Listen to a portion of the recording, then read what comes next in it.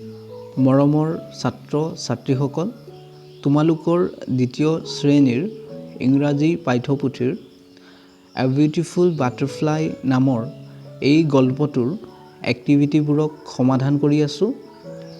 এতিয়ালৈকে যিবোৰ এক্টিভিটিক সমাধান কৰি আহিলোঁ, সেই এক্টিভিটিবোৰৰ ভিডিঅ'বোৰ ইয়াৰ তলতে দি দিম।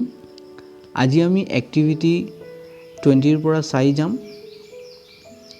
আৰু এতিয়ালৈকে যদিহে চেনেলটো ছাবস্ক্ৰাইব কৰি লোৱা নাই, কৰি লোৱা, কাৰণ তোমালোকৰ এনেধৰণৰ ভিডিঅ'বোৰ ইয়াতে পায়ে থাকিবা। এতিয়া এক্টিভিটিবোৰ লৈছোঁ। এক্টিভিটি 20, ৱৰ্ক ইন পেয়াৰ্ছ, দুইজন হৈ কৰিব দিছে। আস্ক ইচ আদাৰ, আৰু ইজনে সিজনক সুধিব দিছে। এইটো দিয়া আছে, what do you do on Sunday, তুমি ছানডেত বা দেওবাৰে কি কৰা?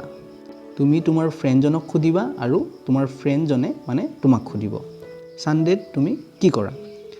তাৰপিছত বিটোত দিয়া আছে, what do you do on the day after Sunday, ছানডেৰ পাছৰ দিনা তুমি কি কৰা?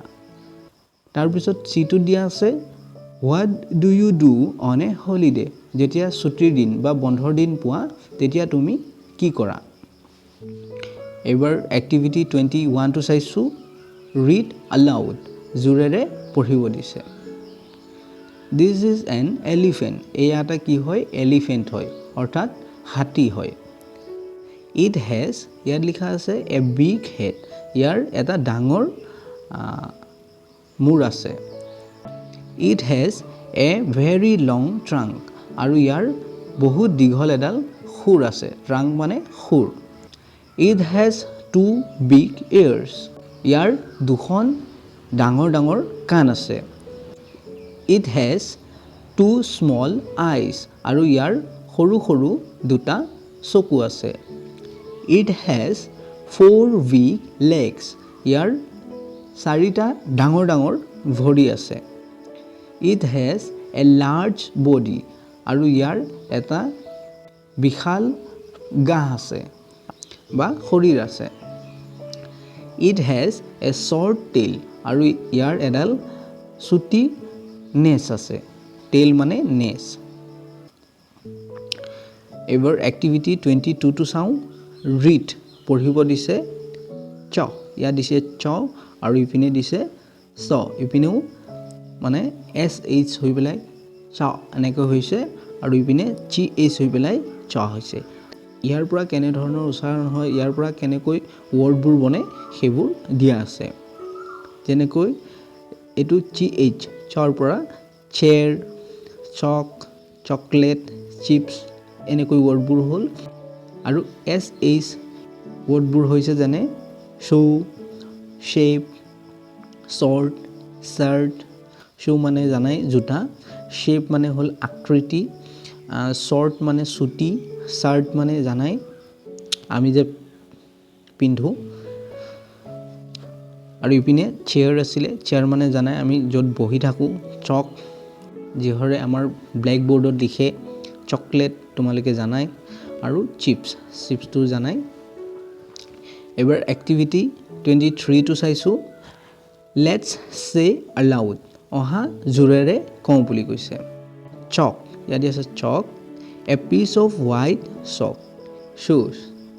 এ পেয়াৰ অফ ব্লেক শ্বুজ, এযোৰ কলা জোতা। এইবাৰ এক্টিভিটি 24টো চাওঁ আহা। ৱৰ্ক ইন পেয়াৰ্ছ, দুইজন হৈ কৰিব দিছে। আস্ক ইচ আদাৰ, ইজনে সিজনক সুধিব দিছে। What do you write with. এইবাৰ এক্টিভিটি 25টো চাইছোঁ। Think of a story you know', তুমি জনা যিকোনো ষ্টৰি এটাৰ বিষয়ে ভাবিব দিছে। ড্ৰ অবজেক্টছ, বস্তুবোৰ আঁকিব দিছে। পাৰ্চনছ, যদি ব্যক্তি আছে, কোনো ব্যক্তি আছে তো তাকো আঁকিব দিছে। বাৰ্ডছ, যদি চৰাই আছে ষ্টৰিটোত সেইটো আঁকিব দিছে। Date are in the story, যিটো ষ্টৰিত আছে মানে তোমাৰ ষ্টৰিটোত তুমি যি ভাবিবা তাত যি আছে ইয়াতে লিখি দিব লাগিব। যদি কিবা বস্তু আছে লিখিব লাগিব। কোনো যদি পাৰ্চন বা ব্যক্তি আছে লিখিব লাগিব বাৰ্ডছ যদি চৰাই আছে ইয়াতে লিখি দিবা এইবোৰ নাও right a few short sentences এতিয়া কেইটামান শৰ্ট সেন্টেন্স অৰ্থাৎ ছুটি বাক্যবোৰক লিখিব দিছে এবাউট দ্য পিকচাৰ্ছ তুমি যি ড্ৰ কৰি আহিলা বা আঁকি আহিলা সেই পিকচাৰখনৰ বিষয়ে with the help of your teacher তোমাৰ টিচাৰ অৰ্থাৎ শিক্ষকৰ সহায়ত ইয়াতে লিখি দিবা তোমালোকে এবাৰ এক্টিভিটি 26 টো চাইছো স্পট দ্য ডিফাৰেন্সেস সে দ্য ৱৰ্ডছ আলাউড কি কৈছে ইয়াত এই দুখন ছবি দিয়া হৈছে এই দুখন ছবিৰ মাজত কিবা নহয় কিবা এটা ডিফাৰেন্স আছে অৰ্থাৎ বেলেগ বেলেগ হয় মানে পাৰ্থক্য আছে আৰু সেই পাৰ্থক্যবোৰক জোৰেৰে ক'ব দিছে প্ৰথম পিকচাৰখনত আমি চাইছো যে ডাৱৰ ইয়াত 5টা আছে আৰু ইয়াত 4টা আছে ডাৱৰক ইংৰাজীত কি কয় ক্লাউড বুলি কয় সেইকাৰণে আমি কম ক্লাউড তাৰপিছত এই গৰুটোৰ ইয়াত দুটা বেল আছে আৰু ইয়াত এটা বেল আছে তো সেইকাৰণে আমি